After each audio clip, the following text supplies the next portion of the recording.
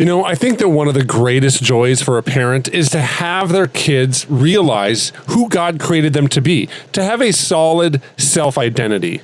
And with that, it's also my greatest fear that I might be steering my kid to be somebody that I want them to be, rather than the kid that God is creating them to be.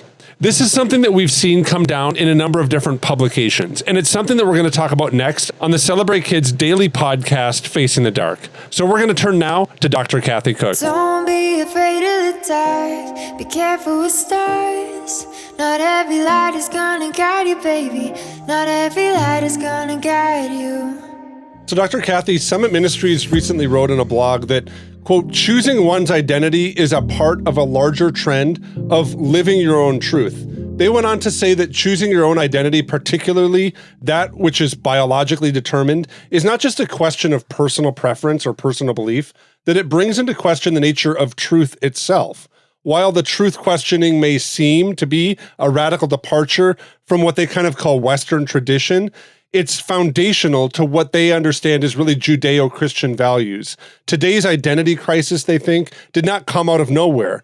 They go on to say that, in fact, today's cultural view is part of a long history of Western individualism that has naturally led to what they call kind of the current crisis of identity. I thought this was interesting when I mixed this article a little bit and some of the ideas in it with an Education Weekly article about choice architecture. Essentially, this article from Education Weekly says that most people underestimate the power of how choices are created in front of us. They kind of say that you don't realize how much we can influence a kid's decision. Taking things, for example, of when we list ideas or options for a kid verbally, they're probably going to remember the first few items better than they do the last ones. If the list gets long enough, the first few start disappearing and they start to remember the last items, and that affects kind of what they choose. So I often think about this at night when I'm laying down, and these are some of my deepest, darkest thoughts, and I'm kind of giving them to you and because I can, right? And now this is now your weight to carry for me. But I think about this in terms of how I'm guiding my kids to kind of fortify their identity. And in that, when I'm guiding them to that, am I limiting their horizon based on kind of what I feel comfortable with? What would you say to parents who in some ways want to guide their kids down paths that they know lead to life, and at the same time have that pressure to kind of not limit their children? I'm fascinated again by this, and I'm glad we talk about identity a lot. I hear a lot of questions from audiences I speak with about identity, so I hope that people appreciate we're coming back to this. The Summit Ministries article, choosing one's identity is a part of a larger trend. Well, choosing one's identity, we can't choose all parts of our identity. I think that's really important for adults to know and to believe and to understand and to teach that to children. You cannot choose whether you're male or female. I believe that. You can't choose if you're short or tall. I'm tall, I'm 6'1". I could choose to slouch and you think I would look shorter. I actually draw more attention to myself. There's certain things we cannot choose, a lower voice, a higher voice. Even our gift set, Ephesians 2:10 says that we're gifted in advance to do good work, that we would walk in them and really change culture through the use of those good gifts. So part of me wants to just reinforce this idea that much of identity is chosen for us by our good, strategic, intentional creator, the God of the Bible. Then it's up to parents and grandparents and even siblings to notice our children and what are they doing. Like I tell parents all the time, if your kid goes to the church nursery and always plays with the glockenspiel, she's asking for piano lessons. If you have a child who dances through the living room whenever a certain type of music is on the TV or the radio, that child is asking for dance lessons. If you see a child who always wants to go with grandpa and pound and nail and sand the wood so they won't get a splinter, that kid's asking for woodworking classes and going to, Lowe's and walking the aisles with, mom and dad. And so we can pay attention and we can help them discover gifts that were hidden so that we guide them down the paths that lead to life because they were already directed for them by their creator. And we're simply there noticing what the kids don't realize is happening. Oh, I love that so much. I also kind of really want to highlight this Summit Ministries article because I think it's kind of great. They gave some incredible tips to help parents walk their kids through what they kind of called an identity crisis. They talked about having compassion and listening to understand and really making space for people who don't agree with you. It sounded like a lot of things, Dr. Kathy, that you've said before. Do you have any other words for parents whose kids are kind of wrestling with who they are? What else would you kind of say to parents to give them some encouragement? I kind of use that word on purpose, to give parents courage to step into hard places where their kids are wrestling. What would you say to them? Yeah, I love that. For people who don't realize, encourage, the base of encourage is courage. And I love to teach that when we encourage people, we give them courage to be right and do right and to stand up and to own, what's going on in their world. So I love that you said it that way. And I agree that these recommendations are solid right here. I love the listen to understand. I like to say to parents, listen longer. Don't jump to conclusions when a child says, I think I'm pregnant, or I think if I was pregnant, I'd abort a baby, or, I think I'd rather be a guy. Don't panic and think that they've made major decisions and they're already going down that very wide and dangerous path. They're probably looking for your reaction. If this were true and I said it to dad, how would he respond? But they know it's not yet true. So I think we listen longer. We have that compassion and that empathy, and we love in the midst of the turmoil. I think being available, I will say until the day I die, we have got to be available. Be where your kids are. Be the Kool-Aid house where they want to be in your house with their friends. Sit in the backyard with them when they're hanging out, and be the one to offer to drive them to the theater or to the store or to the coffee shop where they want to hang out with a friend. Be present so that when they have questions about identity and any other number of things, you're the one they think that they'll talk to.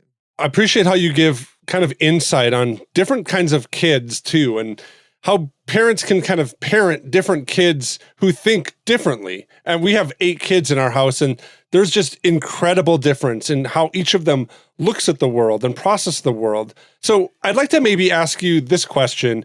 If you're going to give a guide to kind of parents to think about how their kids are kind of building their identity, maybe using the framework of the 8 great smarts, how would you kind of tell or encourage a parent to help their kids build an identity? How do each of the different smarts build their sense of who they are? Very interesting. So I'll do it quick, and people can read the book who want more. Here's where my brain's going to go. Word smart children have to talk it out. They don't necessarily need a conversation. They need to just say it out loud. They need to hear it come out of their mouth. So they're going to be the chatty Cathys. They're going to talk a lot. They may or may not want you to influence their thinking. They simply want to hear themselves say things, and then they'll have a reaction to that. They're also going to be the readers and the writers. So they might be looking for a book about identity, or a book about culture, or a book about poverty if they have a friend now who doesn't seem to have much money, because they also tend to be learners. Logic smart people ask and answer questions. They have questions. They hate it when things don't make sense. I think logic smart young people today are often at stress because there's so much that doesn't make sense in our culture. The way that people are treated, the way that the systems work or don't work in their opinion. So listen to their questions, answer them if you can, help them find resources, including other people who can step into that space with them. They will want to understand things, even things you think they don't need to know. And you need to understand that if you keep saying, you don't need to know that, you don't need to know that, you don't need to know that, they're going to go find somebody else that will answer their question. So understand that not other 7-year-olds need to know, but your 7-year-old has a legitimate need to know. Picture smart people think with their eyes. They're very visual and dramatic with their eyes, if I could put it that way. They have vivid imaginations. They see things. They remember what they've seen. They remember the homeless guy on the corner 3 weeks after they drove by, and they're still wondering, Daddy, why didn't you give him at least a bottle of water?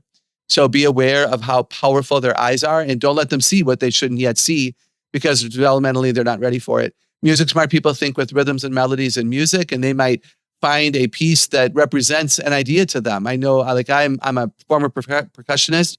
I was just at a fabulous church service that used a lot of timpani. Like when I hear timpani, I see the mountains roar. I see the ocean waves roar, and I just see it. I feel it. My whole body just envelops that. So talk to me about that, and help them find a song that demonstrates their things they're thinking about something. That would be a great assignment. Body smart people think with movement and touch. They need to be hugged. They need to be caressed. They need to have their shoulder tapped, their hair tussled, and they need to have that quality time with you in that way, sitting on the couch next to each other, reading the book, watching the movie or the documentary, or even the fireworks. And maybe you already knew to do that. They will want to move, walk, and pace when they're thinking about their identity. Nature smart kids are going to think deeper outside. Always, they will think deeper outside. Go for a walk, go to the park, go to the garden, go even to a garden shop or a pet store, and they'll open up because nature is what causes them joy, and that's going to cause their thinking to probably go to a deeper level. And so that might be something to think about. And then smart people think with other people. They're always going to want that audience. They love to persuade. They love to debate. If they have maturity, they can do it without arguing. They are collaborators, and they are good at reading body language. So if you want to influence a kid's identity who is people smart, be careful of your body language. They will believe what you show them more than the words you speak. If they don't line up, you're going to come across like you don't have integrity and you don't know what you're talking about, and that's dangerous. And then self-smart people think deeply alone. They need quiet, and they need more time to think of things. So if you do family devotions and you're talking about identity and what does God say about who we are, maybe you introduce an idea, maybe you sing a chorus, and then maybe you separate for 5 minutes. Everybody finds a place to go and think about it, and you ring a bell and everybody comes back to the table. And that gave your self-smart boys and girls a chance to have quiet, peace, privacy, and space so that they could go to that deeper thought process and come back and say, Mom, this is what I think. When if you would have kept everybody at the table, that self-smart kid wouldn't have had a clue. There's something about what Dr. Kathy talked about today that made me think of these couple verses in Genesis chapter 15, beginning at verse 5. And this is what the writer records. God took Abram outside and said, "Look up at the sky and count the stars, if indeed you can count them." Then he said to him, "So shall your offspring be." Abram believed the Lord, and he credited to him as righteousness. There's something about these passages that I think inspire identity in people who read them. Partly because Abram was a man at this time who was almost kind of identityless. He comes out of Ur of the Chaldeans, almost seemingly following the insight of his father-in-law, and comes to this place where he has full reliance on the Lord and just believes the promises that God gives him. It's an identity that Abram would carry on and pass on to an entire nation of people that will influence and direct our understanding of God. And it's something that I pray for my kids, and maybe you do for yours too, that they would hear their identity being shouted, maybe even whispered to them by the Lord in some of their most vulnerable moments. And as parents, I think stepping into that prayerfully and maybe even encouraging our kids by talking about it can be a bright light that cuts through the darkness of trying to reinforce this idea of building identity for our kids. Well, my name's Wayne Stender, and for all of us here on the Celebrate Kids team, I want to say thanks for listening, and I'm looking forward to seeing you here again tomorrow.